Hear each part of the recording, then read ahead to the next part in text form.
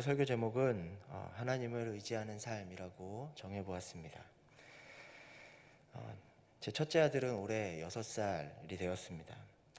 첫째 아들이 집에서 저에게 해주는 말들을 가만히 듣다 보면 어린이집에서 친구들끼리 주고받는 이야기들을 상상을 해볼 수 있습니다.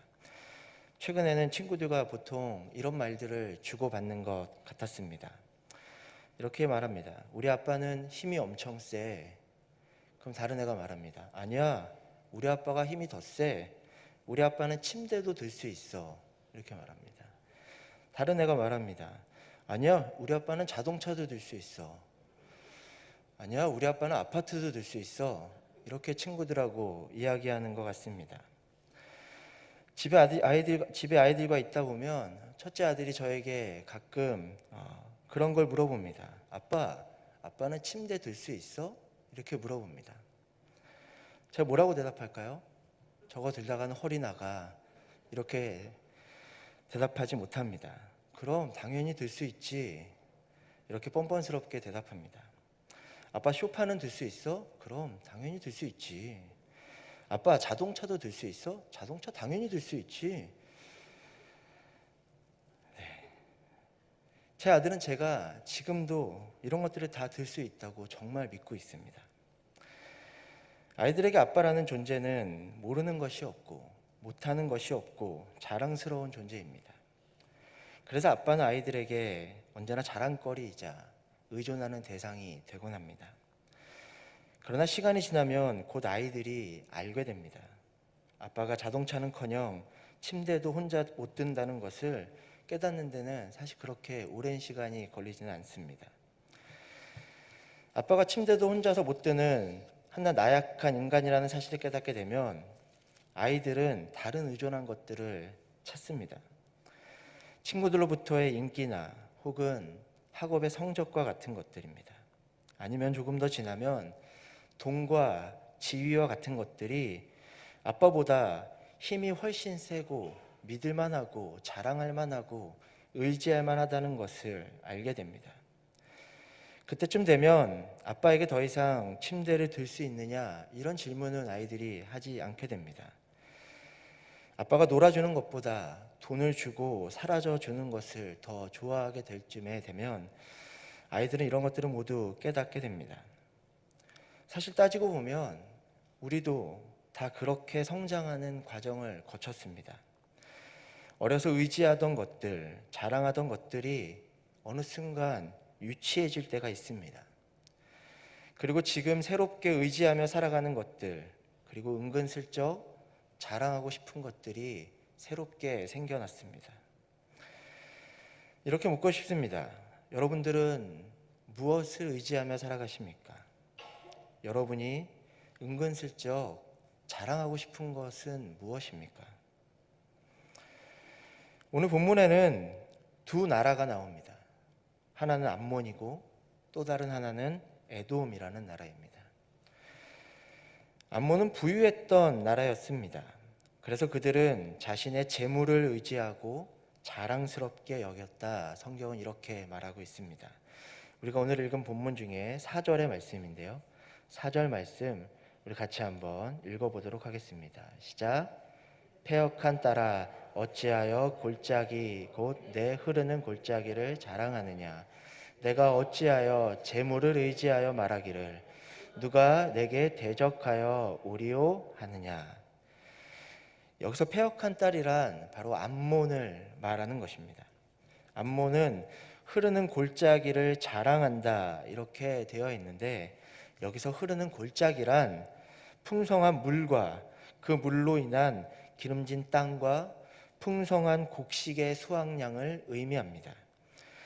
고대 사회는 농업을 기반으로 한 사회였기 때문에 풍성한 곡식을 수확한다는 것은 재물의 부요함을 의미하기도 했습니다. 암몬은 자신들이 가진 재물의 풍성함을 자랑으로 삼았습니다.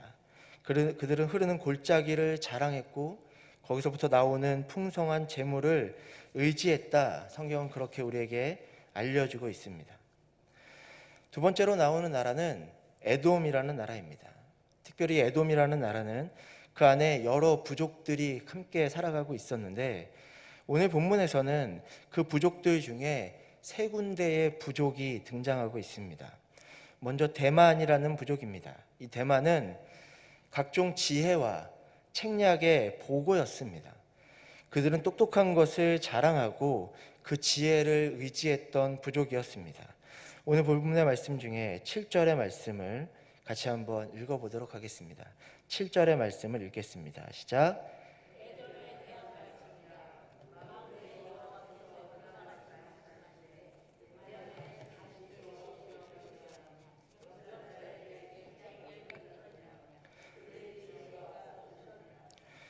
무슨 이야기입니까? 대만 사람들아, 너희가 그렇게 자랑하는 지혜가 다 사라져 버릴 때가 온다는 것입니다.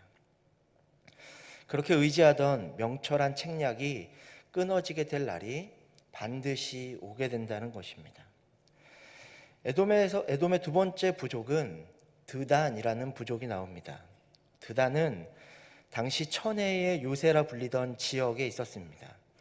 얼마나 좋은 요새에 살았던지 그 요새에 있으면 적들이 쳐들어올 수 없고 적들이 설사 쳐들어와도 얼마든지 깊은 곳으로 숨을 수 있던 바로 그런 천혜의 요새였습니다. 그래서 이 드단이라는 족속은 자신들이 살고 있던 땅을 의지하고 자랑했습니다. 8절의 말씀입니다. 8절 말씀 우리 같이 한번 읽어보도록 하겠습니다. 시작. 드단 주민아 돌이켜 도망할지어다.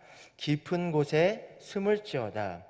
내가 에서의 재난을 그에게 닥치게 하여 그를 벌할 때가 이르게 하리로다. 무슨 이야기입니까? 천혜의 요새였던 깊은 곳으로 숨어보라고 말하고 있습니다. 그들이 그렇게 자랑하고 의지하던 요새와 같은 깊은 곳은 언젠간 소용없게 되는 날이 있다고 성경은 계속해서 이야기합니다. 10절의 말씀인데요. 오늘 본문의 10절의 말씀을 같이 한번 읽어보도록 하겠습니다. 시작. 그러나 내가 에서의 옷을 벗겨 그 숨은 곳이 드러나게 하였나니 그가 그 몸을 숨길 수 없을 것이라. 그 자손과 형제와 이웃이 멸망하였은즉 그가 없어졌느니라. 하나님이 다 깊은 곳에 있는 것까지 드러나게 할 날이 오게 된다는 것입니다. 하나님 앞에서는 그 천혜의 요새도 깊은 골짜기도 숨어봐야 소용없는 날이 오게 된다는 뜻입니다. 마지막으로 나오는 에돔의 족속은 보스라라는 곳입니다. 보스라는 당시 에돔에서도 손에 꼽히는 강한 민족이었습니다. 그들은 명예와 부와 권력을 모두 가지고 있었던 족속이었습니다. 16절의 말씀인데요.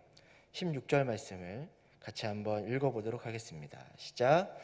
바위 틈에 살며 산 꼭대기를 점령한 자여 스스로 두려운 자인 줄로 여김과 내 마음의 교만이 너를 속였도다. 내가 독수리같이 보금자리를 높이는 데에 지었을지라도 내가 그리로부터 너를 끌어내리라. 이는 여호와의 말씀이니라. 보스라는 점령하지 못하는 곳이 없을 만큼 강했습니다. 그래서 스스로 두려운 자라고 칭하며 자신들을 두려워하지 않는 민족들에게 가차없이 응징을 가했습니다. 그렇게 승승장구하던 보스라는 자신의 힘을 믿고 교만했습니다. 두려운 것이 없었습니다. 하지만 하나님이 그 지위를 빼앗고 그곳에서부터 끌어내리는 날이 오게 된다는 말씀입니다. 결국 오늘 본문에 등장하는 암몬, 대만, 드단, 보스라는 당대 주변 나라들로부터 부러움과 두려움의 대상이었습니다. 그러나 그 자랑하는 것들이 다 사라지고 하나님의 심판을 피할 수 없게 된다는 것이 오늘 본문의 주요 내용이라고 말씀드릴 수 있습니다. 그런데 놀랍게도 이들이 자랑하고 의지하던 것들이 지금 이 시대의 사람들이 의지하고 자랑하는 것들과 어쩜 이렇게 똑같은지 모릅니다. 재물, 땅, 지혜와 지식, 강한 힘, 이러한 것들은 2500년 전의 사람이든 2500년이 지난 지금 우리 시대의 사람이건 여전히 사람들이 의지하며 자랑하며 살아가는 것들입니다. 우리는 더 이상 자동차를 들 수 있는 아빠를 자랑하진 않습니다. 그러나 우리가 자랑하는 것이 없어진 것은 아닙니다. 우리는 더 이상 침대를 들 수 있는 힘을 의지하지는 않습니다. 하지만 우리가 살면서 새롭게 의지하는 것들이 생겨나게 되었습니다. 아빠 침대 들 수 있어? 이 질문이 우리에게 유치해졌듯이 우리가 가진 그 알량한 것을 자랑하고 싶어하고 그것들이 없어지면 큰일 날 것처럼 의지하며 그것이 없어질까 봐 아등바등하며 사는 인생은 하나님이 보시기에 여러분 결국 유치한 인생이 되지 않겠습니까? 성경에서 고아와 과부는 나약한 존재의 대표적인 사람들로 등장합니다.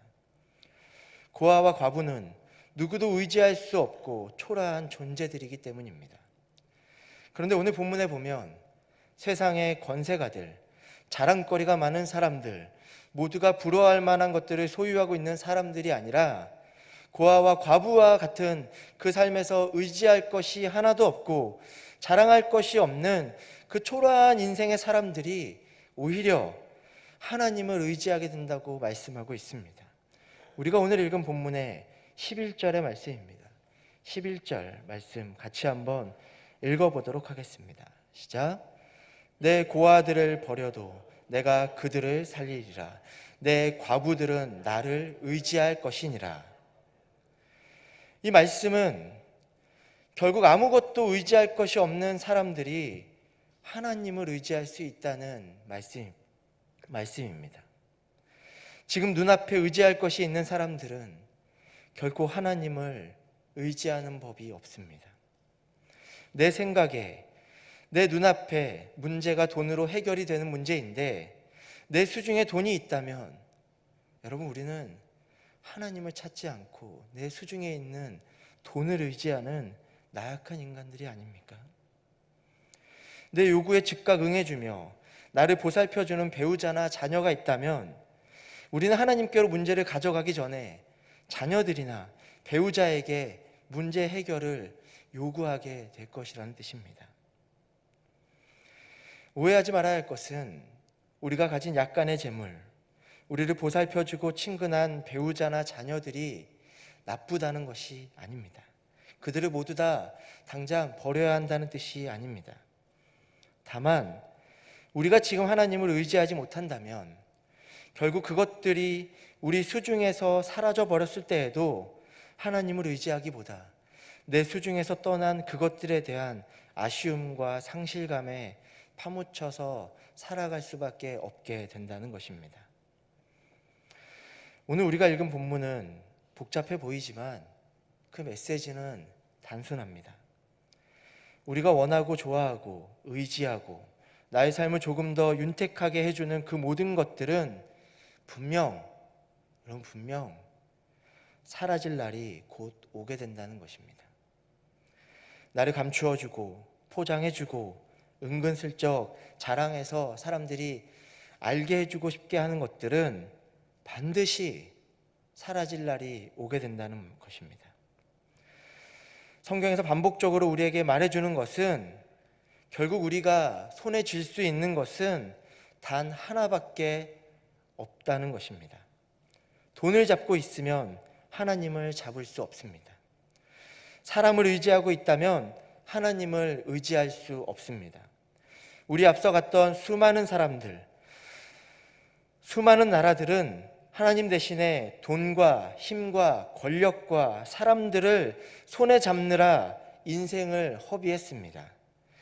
오늘 새벽에 이 본문을 통해 하나님이 우리에게 요구하시는 것은 자명합니다. 하나님의 다른 것들을 붙잡고 있다면 그것을 놓고 하나님을 잡으라는 것입니다. 세상에 많은 사람들이 갔던 넓고 큰 길이 아니라 주님만을 붙잡으며 의지하는 좁은 길 가는 주님의 사람이 되게 하여 주옵소서. 이렇게 기도하며 돌아가시게 되는 주님의 복된 자녀들이 되기를 주님의 이름으로 축복합니다.